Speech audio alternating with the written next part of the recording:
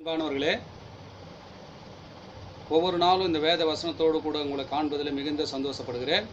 நன்றாக இருக்கிறீர்களா? நன்றாக இருப்பீர்கள் என்று நம்புகிறேன், விசுவாசிக்கிறேன். இயேசு கிறிஸ்து நாமத்தினாலே உங்களை ஆசீர்வதிக்கிறேன்.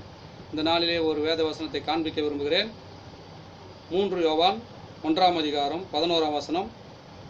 பிரியமானவனே, நீ தீமையானதை பின்பற்றாமல் நன்மையானதை பின்பற்று.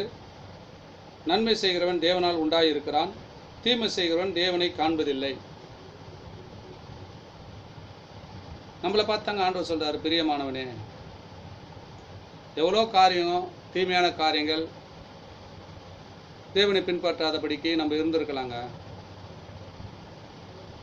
தாய் தாப்புனுக்கு மதிக்காமல் எல்லா காரியத்திலும் நம்ம தவறிடலாங்க. அவங்களாம் நம்மளை தள்ளி விடுவாங்க. ஏசு பாருங்க என்ன கூப்பிட்றாரு, பிரியமானவனே. உங்களை பார்த்தாங்க சொல்கிறாரு, எத்தனையோ காரியத்தில் நம்ம தவறி இருக்கலாம், தீமையான காரியத்துக்கு நம்ம உடன்பட்டிருக்கலாம். உங்களை பார்த்து தான் சொல்கிறாரு, பிரியமானவனே,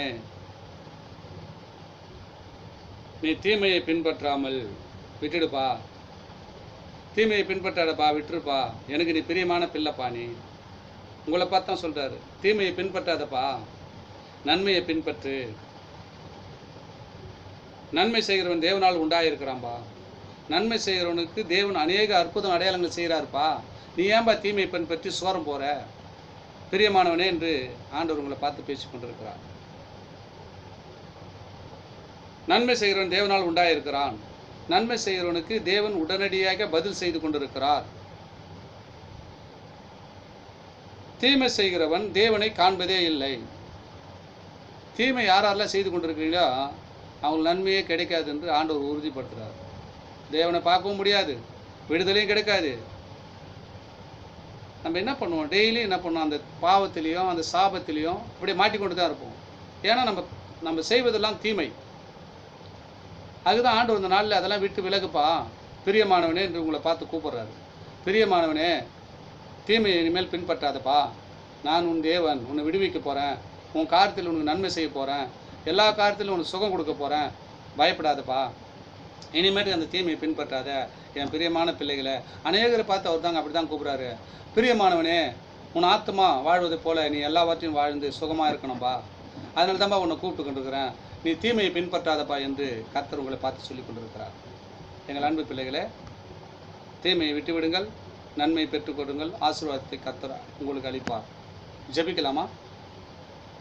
மகா இரக்கமும் கிருபை நிறைந்த சர்வ வல்லமையுள்ள பிதாவே, இந்த நாளில் கூட கர்த்தாவே, தீமையை பின்பற்றக்கூடாது என்று எங்களுக்கு கற்றுக் கொடுத்தீர் ஆண்டவரே. அநேக காரியத்தில் நாங்கள் தீமையை பின்பற்றி வந்தோம், எங்கள் வாழ்க்கையில் நன்மை கிடைக்காதபடி சோர்ந்து போயிருந்தோம். இந்த வார்த்தை கர்த்தாவே ஒவ்வொரு பிள்ளைகளையும் பலப்படுத்தியது ஆண்டவரே.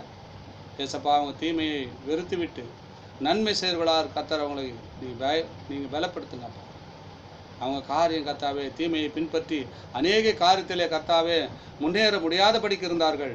ஆனாலும் இந்த வார்த்தை கர்த்தாவே அவங்க குடும்பத்தில், அவங்க சூழ்நிலைகளை, வியாதியில், வறுமையில், எல்லா காரியத்திலையும் நன்மை செய்யும்படியாய் அவங்க இருதயத்தில் நீ பேசினீர். உங்களுக்கு நன்றி ஆண்டவரே. இந்த பிள்ளைகளை ஆசீர்வதியும். இந்த வார்த்தை கேட்டுக்கின்ற ஒவ்வொரு குடும்பத்தையும் நீ ஆசீர்வதிங்கப்பா, நன்மை செய்யுங்கப்பா. அவர்கள் தீமையை வெறுத்து விட்டார்கள், நன்மை உம்மிடத்தில் புறப்பட்டு போகட்டும். ஆசீர்வதியும், பலப்படுத்தும், பாதுகாத்துக் கொள்ளும். இயேசுவின் நாமத்தில் ஜெபிக்கிறோம் பிதாவே. ஆமென், ஆமென். God bless you.